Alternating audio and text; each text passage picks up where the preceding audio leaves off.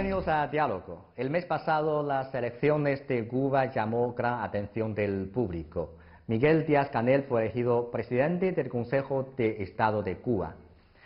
¿De qué manera este relevo generacional de su dirigencia incidirá en la política interna y externa de Cuba?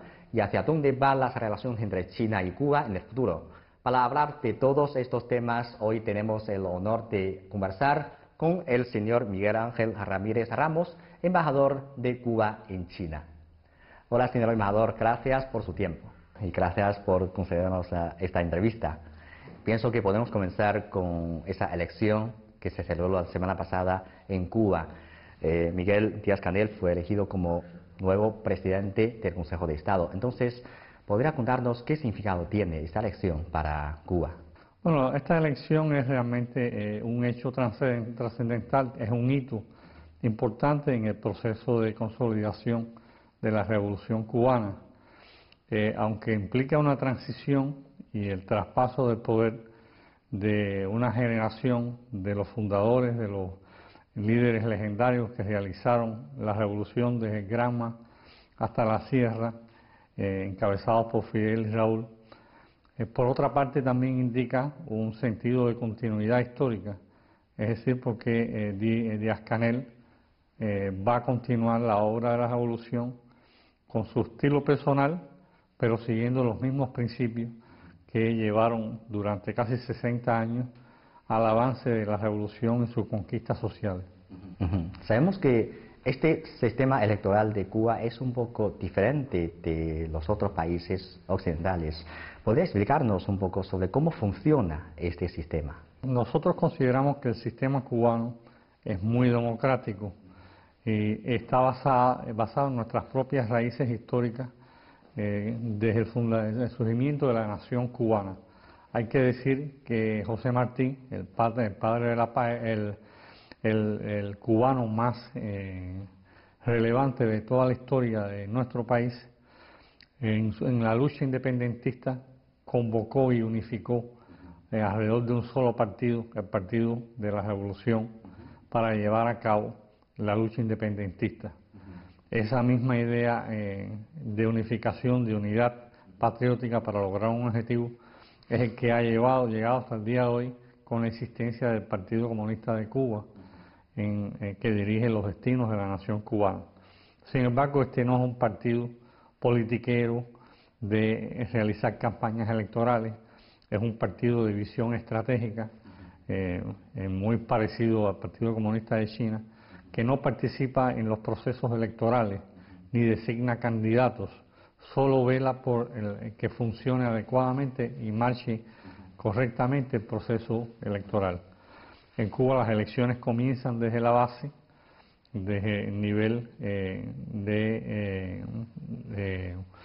de Consejo Popular.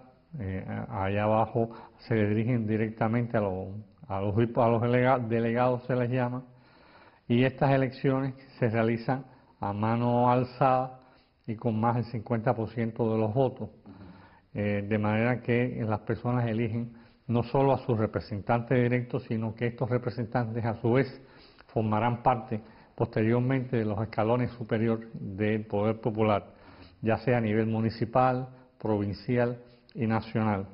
En estas elecciones, tanto a nivel de Consejo Popular como municipal como provincial, se eligen directamente a un grupo de diputados que las conforman y de ellos se eligen quienes serían los delegados del nivel superior. Así llegamos a asambleas provinciales y nacionales, en las cuales más de la mitad son elegidos directamente y la otra mitad también son propuestas por distintas organizaciones de masa que se llevan a votación en el marco tanto de la Asamblea Provincial como de la Asamblea Nacional, y se forman entonces los respectivos parlamentos provinciales y el Parlamento Nacional, que es el único que tiene capacidad legislativa y constituyente en el país. Asamblea Nacional elige dentro de su seno al Consejo de Estado, que son 31 miembros, y el Consejo de Estado a su vez elige al presidente, al vicepresidente y a los 5 vicepresidentes. Tenemos una pregunta, que Díaz-Canel fue elegido como nuevo presidente del Consejo de Estado, elegido por el pueblo cubano. Entonces, ¿cuáles serán las principales tareas que enfrenta? Nosotros decimos, como le decía anteriormente, es un hito trascendental porque Díaz-Canel refleja una nueva generación que tiene una visión actualizada de la realidad cubana, pero siguiendo los mismos principios históricos que llevaron a la revolución hasta el momento actual. Los principales desafíos de Díaz-Canel será actualizar el modelo económico cubano acorde con la realidad del siglo XXI, tomando en consideración el contexto internacional en que vivimos y las realidades económicas de Cuba, sin abandonar los principales postulados sociales que ha defendido la revolución hasta ahora. Esa es la principal visión que debe tener Díaz-Canel hacia el futuro. Nadie podrá esperar que se produzcan cambios trascendentales ni golpes de timón en el manejo de la administración del Estado y del gobierno. Al contrario, todo seguirá avanzando con energías renovadas, bajo la dirección de un cuadro que ha sido formado por la propia revolución, un profe que fue profesor universitario, que es un intelectual en sí mismo y por lo tanto está en plena capacidad de hacer avanzar aún más la revolución. Sí, el turismo también es un factor importante, ¿no?, para el desarrollo económico de Cuba. Justamente hace poco tiempo se celebró la Feria Internacional de Turismo en Cuba, entonces ustedes tienen algunas proyecciones para el desarrollo del sector. El turismo es nuestro interés que se transforme en la locomotora que mueva al resto de los sectores de la economía y de alguna manera se está logrando. Se han potenciado los principales destinos turísticos del país, como usted mencionaba, acaba de tener lugar la Feria Internacional de Turismo en Los Cayos, al norte de Cuba, precisamente Los Cayos totalmente destruidos durante el huracán Irma y que ya están totalmente recuperados y puestos a disposición de los turistas, confirmando que Cuba es un turismo seguro para cualquier turista internacional. Sí. Desarrollar la economía del país será una tarea importante, ¿no? Porque hemos visto que en años recientes el gobierno de Cuba ha tomado unas serias medidas para satisfacer la necesidad de los cubanos en su vida diaria. Quiero saber, para Cuba, actualmente, ¿cuáles son los principales desafíos que enfrenta para desarrollar su economía? En primer lugar, habrá que lograr la unificación monetaria y cambiaria que fue necesario realizar, o sea, esta doble dualidad fue necesario establecerla en los años 90, en un periodo de fuerte crisis económica en la economía cubana y que nos ayudó a salir de ese proceso. Sin embargo, en el momento actual constituye un freno y un obstáculo al mayor desarrollo de las fuerzas productivas en Cuba y es algo que es una tarea pendiente que no hemos logrado resolver. En segundo lugar, estamos trabajando por lograr objetivos estratégicos a largo plazo hasta el año 2030, en los cuales también ya se ha establecido la visión de futuro de lo que Cuba quiere que sea su socialismo, que queremos que sea un socialismo próspero, democrático y sostenible. Para lograrlo necesitamos transformaciones económicas fundamentales en las cuales el Estado continuará siendo el mayor propietario, el propietario de los medios fundamentales de producción, pero donde habrá un espacio importante para otras formas de propiedad y otras formas de gestión de la propiedad estatal. En eso ya hemos avanzado, tenemos resultados positivos. Estamos tratando de avanzar en la agricultura, lograr que sea más moderna y eficiente. Tenemos resultados parciales en ese aspecto. Y estamos también incorporando nuevas tecnologías, aprovechando el alto nivel de desarrollo educacional de la población, lo que nos permite incorporar nuevas tecnologías tanto en la educación, en la agricultura y en la salud, lo que nos ha permitido avanzar de manera importante en el área de la biotecnología, en la cual tenemos logros importantes. Cuba planteó la política de actualización del modelo económico y social en el año 2011. Hasta ahora ha pasado 7 años. ¿Cómo califica usted las experiencias acumuladas de Cuba en este aspecto? Bueno, yo creo que fue un desafío muy importante. El objetivo esencial de la actualización del modelo económico es lograr el mayor uso, un uso efectivo de las fuerzas productivas en el país, no solo haciendo más eficiente el sector estatal, sino también dando un espacio a los pequeños sector privado y a otra forma de gestión de la propiedad estatal, haciéndola más eficiente. Y el Estado se ha quitado la carga de pequeños negocios en los cuales no era lo suficientemente rentable y han sido ya sea puestos en manos de sectores privados o puestos a ser administrados por otros sectores. La economía ha avanzado en muchos sectores, se eliminaron grupos de prohibiciones que existían anteriormente respecto a la venta de viviendas, automóviles, etcétera, y se ha dinamizado la economía en el país. Como lo comentaba anteriormente, un obstáculo que tenemos pendiente que debe permitir una visión más clara de la economía cubana es cuando logremos unificar las dos monedas, el CUC y el peso normal, en una sola, con un solo cambio oficial. Ese será un punto de viraje en nuestra economía.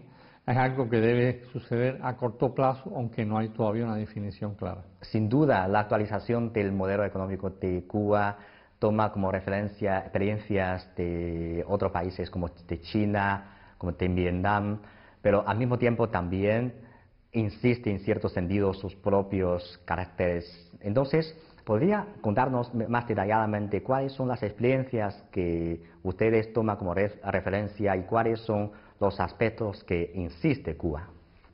Bueno, en general, un aspecto muy importante que tomamos o buscamos en los distintos modelos es cómo China, Vietnam y otros modelos han logrado hacer más eficiente la empresa estatal. Esa es una asignatura pendiente en Cuba todavía y por lo tanto estamos buscando constantemente referencias de cómo establecer controles, cómo dar más independencia en la gestión, pero a la vez ser más eficiente en el control, de manera de que la empresa estatal pueda desarrollar plenamente su gestión y ser mucho más eficiente y generar más riqueza. Ese es uno de los principales aspectos que buscamos en el exterior. Tal vez el componente más autóctono del modelo cubano es el énfasis en la seguridad social, en la educación y en la salud. El presupuesto nacional cubano dedica más del 50% a lo que se refiere a seguridad social, educación y salud. Esa es una proporción muy elevada, probablemente no existe otro presupuesto en el mundo que tenga esa proporción. Y nos permite avanzar lentamente pero sin deudas sociales.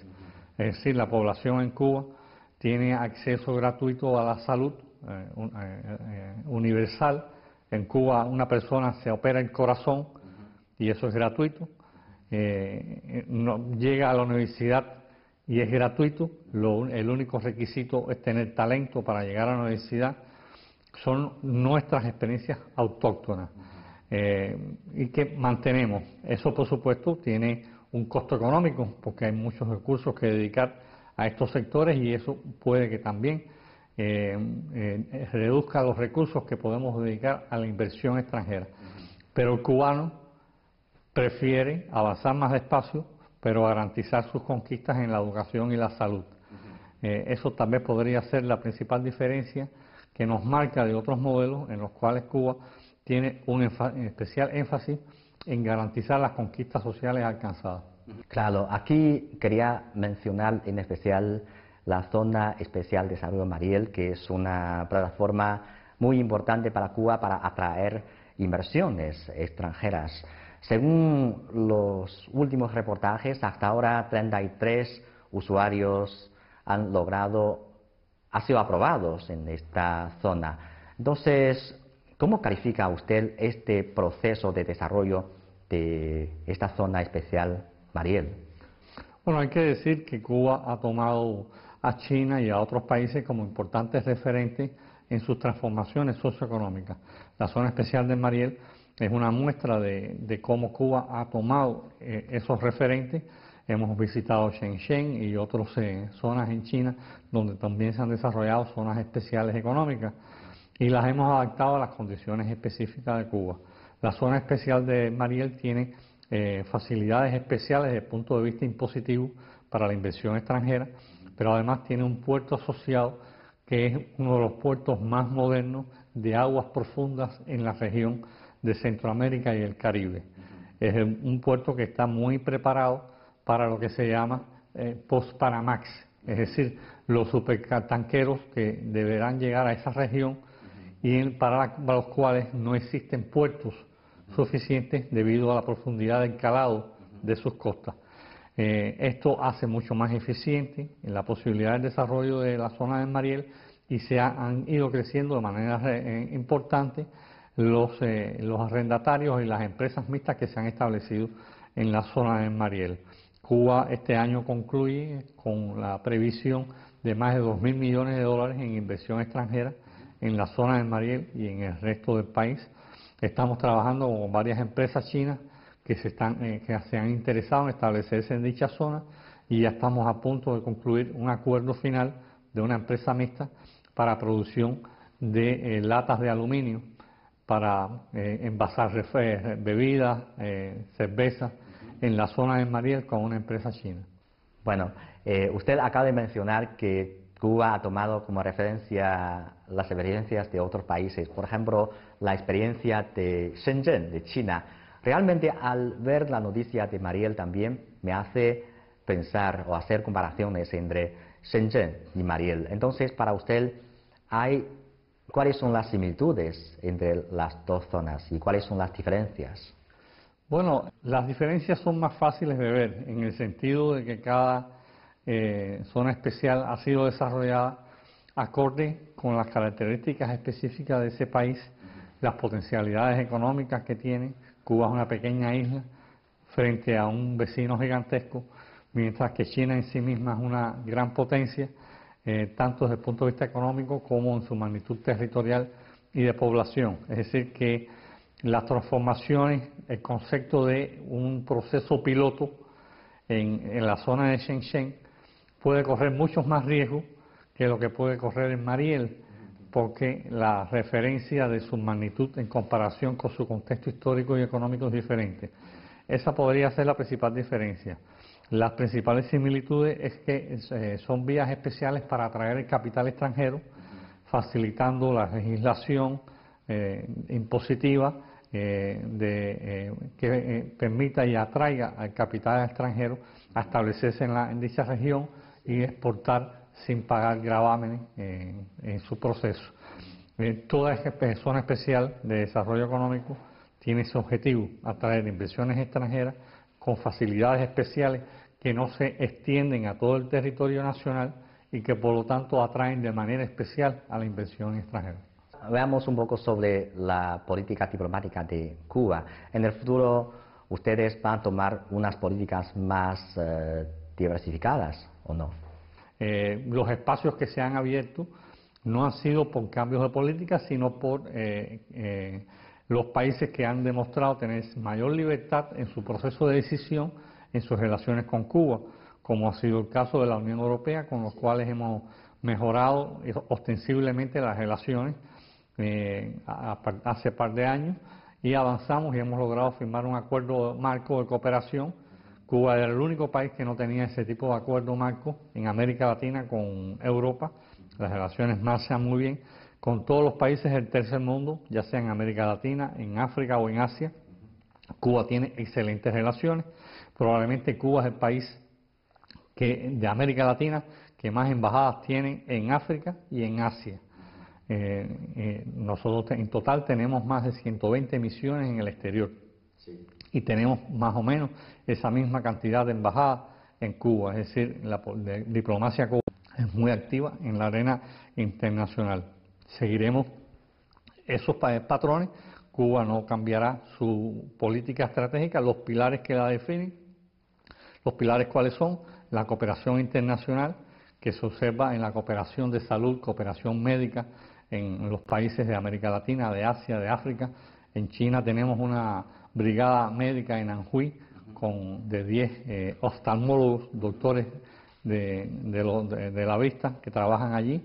En total tenemos más de 67.000 trabajadores de la salud en el exterior Ese es un pilar fundamental de Cuba.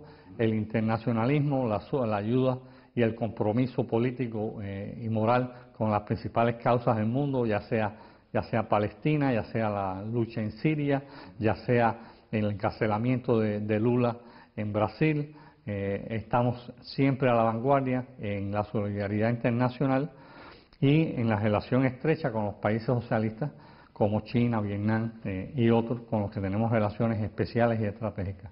¿Y cómo califica usted el progreso de las relaciones entre China y Cuba en ese periodo en que Raúl Castro fue presidente del Consejo de Estado de Cuba? Bueno, habría que decir que nosotros hacemos nuestra la definición del presidente Xi Jinping cuando dice que Cuba y China son compañeros, amigos, hermanos y compañeros. Para nosotros es una definición muy adecuada que nosotros favorecemos. Mantenemos una relación estratégica que se consolidó durante el mandato del general de ejército Raúl Castro. Hay que recordar que en el 2011 visitó Cuba el entonces vicepresidente Xi Jinping. En 2014 visitó Cuba nuevamente en su condición de presidente Xi Jinping. Y en el 2016, en septiembre de 2016, el primer ministro Li Keqiang, la primera vez que un primer ministro chino visitaba Cuba. Por nuestra parte, ha visitado China, el general de ejército visitó China también en el año 2012, el primer vicepresidente Díaz-Canel lo hizo en el año 2015 y otros vicepresidentes también han venido y miembros del Buró Político, lo que quiere decir que el nivel de diálogo político ha sido sistemático y a muy alto nivel entre ambas partes. El jefe del departamento Song visitó Cuba en enero de este año como enviado especial para informar los resultados del Congreso del 19 Congreso del Partido Comunista Chino a Cuba. Desde el punto de vista económico, en Cuba, China se atrajo en el año 2016, fue el primer socio comercial que tuvo Cuba y Cuba es el primer socio comercial de China para la región del Caribe. En el año 2016 este volumen alcanzó la cifra de 2.500 millones de dólares en comercio bilateral entre ambas partes.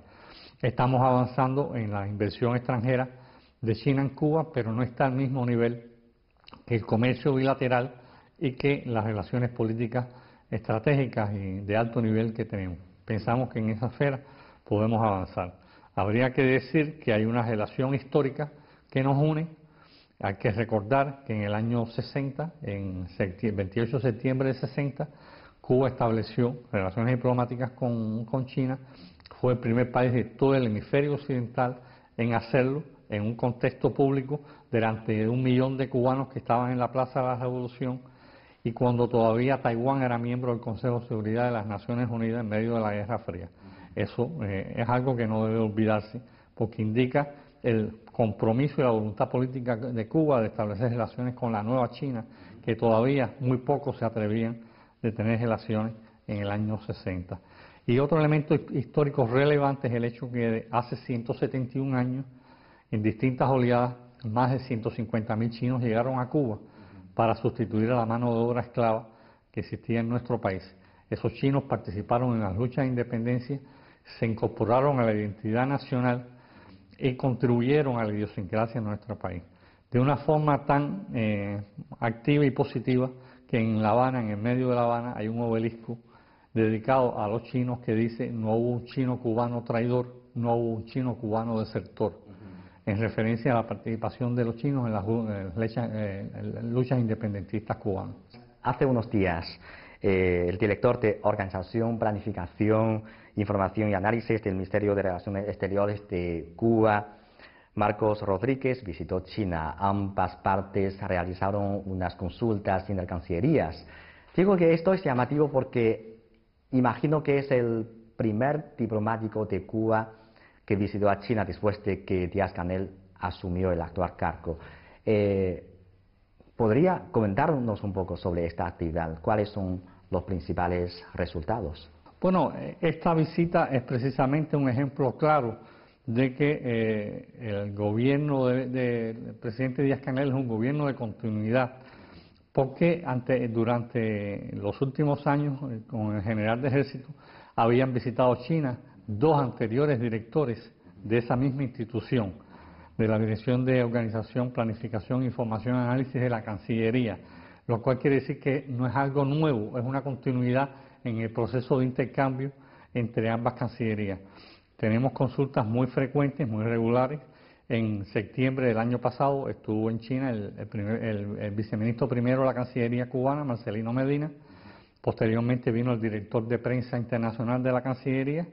Después vino el director del Departamento de Idiomas Extranjeros de la Cancillería y ahora el señor Marcos Rodríguez, lo que indica nuestro interés de darle continuidad y fortalecer estos intercambios.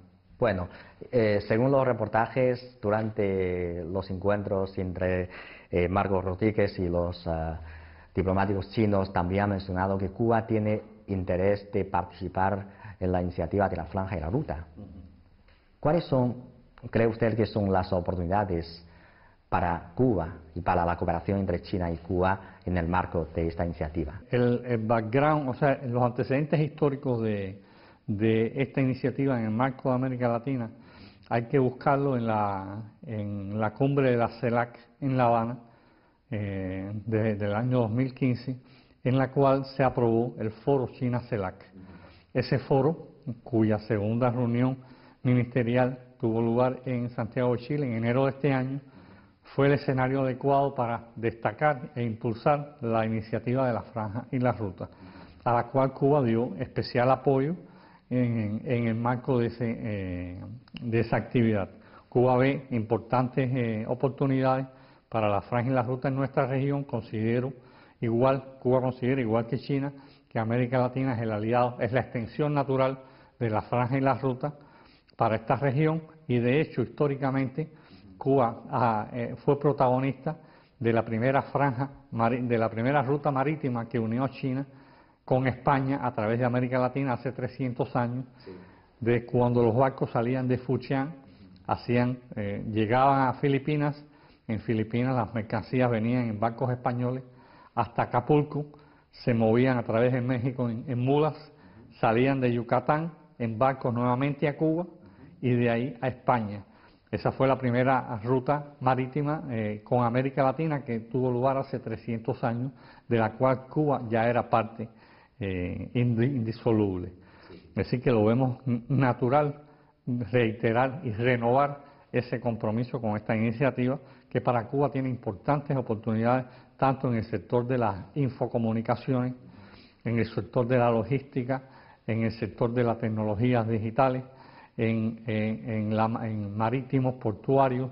Hay que decir que, por ejemplo, el Caribe tiene dificultades en la conectividad, es otra de las oportunidades que ofrece la iniciativa de la Franja y la Ruta, ya sea conectividad aérea, conectividad digital, conectividad marítima, y Cuba puede ser un importante punto de apoyo, un puente para trabajar de conjunto con China estos proyectos en la región del Caribe. Y para usted, ¿qué nuevas oportunidades de desarrollo nos esperan en adelante para la cooperación bilateral entre China y Cuba? Hay muchas oportunidades, tenemos una amplia cartera de proyectos trabajando de conjunto. Estamos trabajando en el sector de la energía renovable, en los sectores de la agricultura, equipamiento en general. Estamos trabajando un puerto de contenedores en el Mariel. De hecho, los principales sectores de la economía cubana están vinculados de una forma u otra a contrapartes chinas, ya sea por la vía del comercio o por la vía de proyectos o por la vía de donativos al gobierno chino. Vemos muchísimas oportunidades en la informatización de la sociedad que nos hemos propuesto y en la cual estamos involucrados con varias compañías chinas para acelerar este proceso, el cual el presidente Díaz-Canel le ha dado un especial impulso. Bueno, embajador, muchas gracias. Gracias por su tiempo y gracias por las respuestas. Muchas gracias por sus preguntas interesantes. Gracias a usted. Gracias.